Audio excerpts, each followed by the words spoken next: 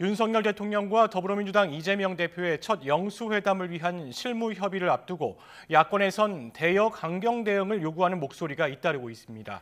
국민의힘은 내일 당선자 총회에서 총선 참패를 수습할 비상지도부 구성을 논의하는데 방향을 놓고 갑론을박이 이어지고 있습니다. 국회 취재기자 연결합니다. 강민경 기자.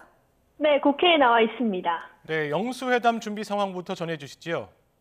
민주당은 천준호 당대표 비서실장을 소통 창구로 용산 대통령실 측과 일정과 의제, 배석자 등을 조율하기 위한 실무 협의를 준비하고 있습니다.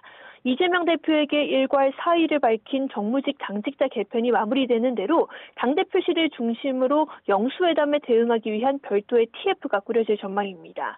당 핵심 관계자는 의제와 관련해 기자들에게 21대 국회 당면 현안인 해병대원 최상병 특검법, 이태원 참사 특별법, 전세 사기 특별법과 함께 총선 과정에서 제기된 민생 대책들 모두 논의 대상이 될 가능성이 있다라고 전했습니다.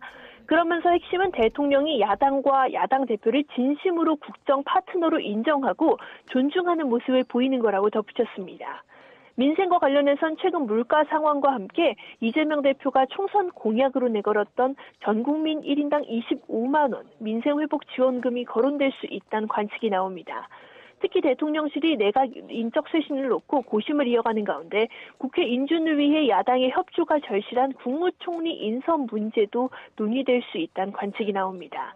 당내에서는 초선 의원들을 중심으로 향후 전국 주도권을 쥐기 위한 이 대표가 강경한 태도로 회담에 임해야 한다는 목소리가 잇따르고 있습니다.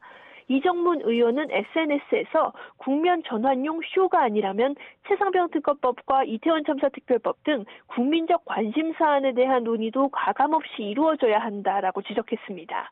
김용민 의원도 초선 민심은 협치가 아니라 책임 정치가 우선이라고 주장했습니다. 국민의힘은 비대위 구성 논의도 이번 주에 본격화하죠. 그렇습니다. 국민의힘은 내일 22대 총선에서 당선된 108명을 참석 대상으로 지난 16일에 이어 두 번째 당선자 총회를 열고 비상지도체제에 대한 논의를 이어갑니다. 당내에선 당혁신을 위해 전권을 쥔 혁신형 비대위로 갈 것이냐, 아니면 전당대회 준비만을 위한 관리형 비대위로 갈 것이냐 등을 놓고 의견이 엇갈리고 있습니다. 친윤석열계나 영남권 당선자들은 비대위는 징검다리고 조기 전당대회까지 당을 관리하는 역할을 해야 한다는 입장에 무게를 싣고 있습니다. 현재 당대표 권한대행인 윤재옥 원내대표가 그대로 추인을 받아 관리형 비대위를 이끄는 안이 거론되고 있습니다. 그러나 윤상현 의원 등 수도권 일부 당선인들은 이번 기회에 당 체질을 개선할 것을 요구하며 혁신형 비대위 필요성을 주장하고 있습니다. 특히 원외 조직위원장들이 강한 쇄신 요구와 함께 혁신형 비대위뿐 아니라 집단 지도체제나 전당대회 규칙 개정 등 다양한 요구를 쏟아내면서 윤 원내대표의 고심이 깊어지고 있습니다.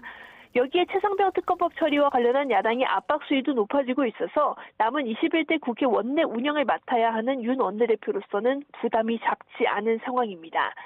한동훈 전 비대위원장과 홍준표 대구시장이 선거 패배 책임론을 두고 설전을 이어가는 등 당내 의견 충돌도 잇따르면서 혼란이 이어지는 분위기입니다. 지금까지 국회에서 YTN 강민경입니다.